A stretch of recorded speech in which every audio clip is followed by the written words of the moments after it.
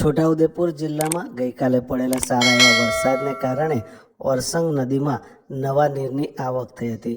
નવા નીરની આવક થતાં જ સંખેડા બાદરપુર વચ્ચે આવેલા ડાયવર્ઝન ઉપર આ નદી જીવંત થતી હોય એવા દ્રશ્ય જોવા મળ્યા।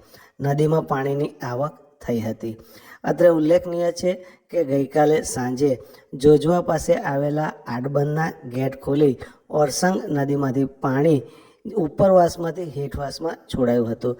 હેઠવાસમાં પાણી છોડાતા સંખેડા સુધી આ પાણી આવી પહોંચ્યું હતું અને સવારથી જ આ નદી વહેતી જોવા મળી હતી।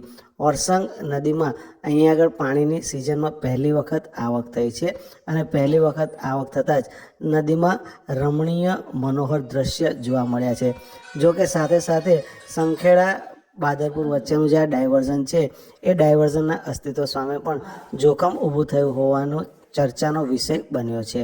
અત્રે ઉલ્લેખનીય છે કે ઓરસંગ નદીમાં સિઝનમાં પહેલી વખત અહીંયા પાણી આવતા એક તરફ રમણીય દ્રશ્ય સર્જાયા છે તો બીજી તરફ ડાયવર્ઝનને લઈ લોકોમાં ચિંતાની લાગણી પણ પ્રસરી છે।